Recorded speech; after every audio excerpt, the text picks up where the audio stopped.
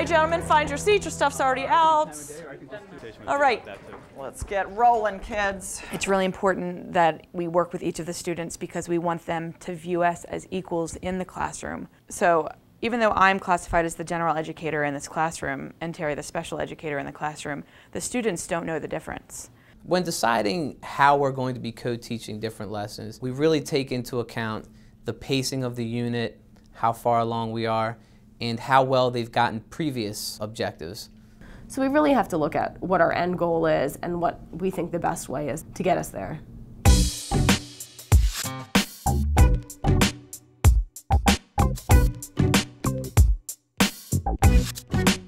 My co-teacher and I have discovered that parallel teaching works really well for us because we have a very busy class and they like a lot of movement and they need a lot of one-to-one attention. So we've been finding that if we split the groups up into two and we're teaching the same lesson at the same time, we're able to reach more of them, assess whether they're actually understanding it, and pull out some of those students who really don't like to speak as often but probably know the answers and are a little shyer.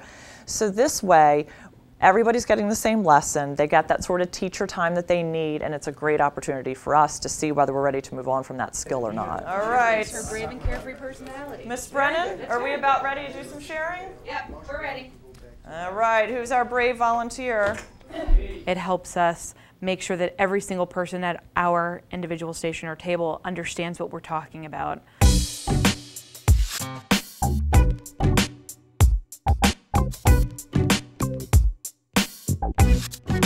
Station teaching is basically just two different groups in our classroom. It can be more groups, but in our classroom we stick to two different groups that either hit a different objective or a different activity for the same objective. You are going to get your pencil and meet me at the back table. If your name was not called, I think you need a pencil, Mr. D?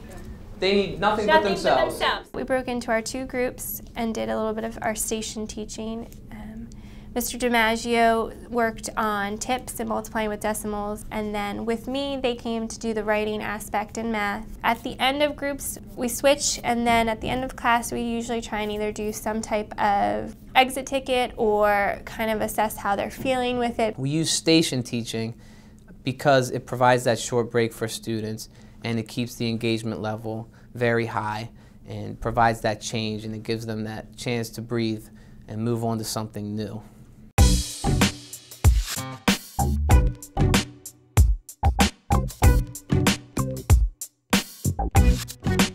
Today in class we were teaching 2-digit by 1-digit multiplication.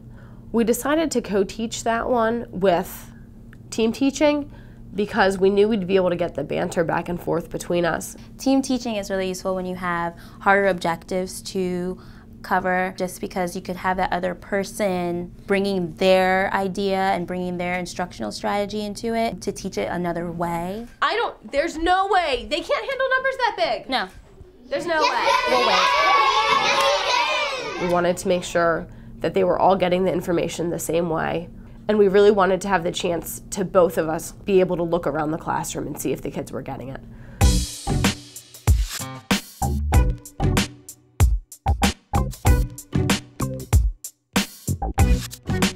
Alternate teaching is when a smaller group of students has been pulled away from the entire group so that they can focus on either reteaching or making sure that they get a certain set of skills that they wouldn't get if they were part of the whole group.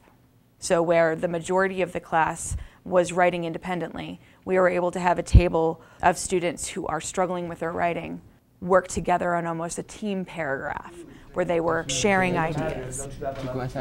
I like that. That she is brave and carefree. Perfect. My co-teacher and I had not decided who would work with the group who needed extra help. We said, let's see what's going on with the groups that we'll be working with prior to that, and whoever seems more appropriate at the moment or gets there first will be the person who works there. So we try to not really dictate it because we find that so many changes happen throughout the period that it just doesn't work out that way.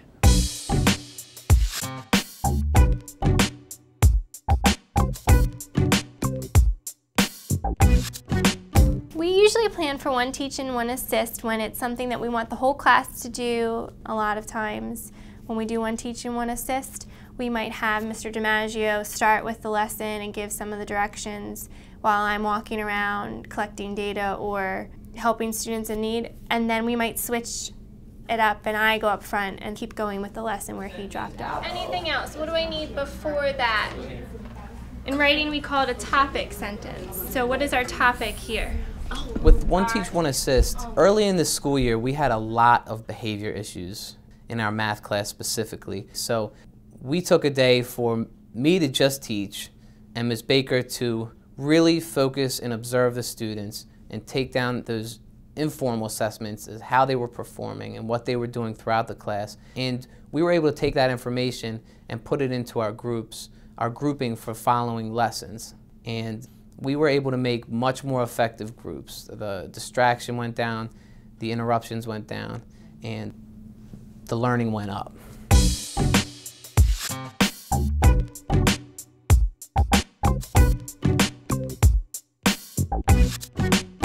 I really love being a co-teacher because I love having someone else in my room that's willing to help, that's willing to teach the curriculum, and that's really wants the best for the kids in the room. It's just so much more fun, and the interaction is great with the kids and with the other adults. It just makes it so much more interesting. And we have more success.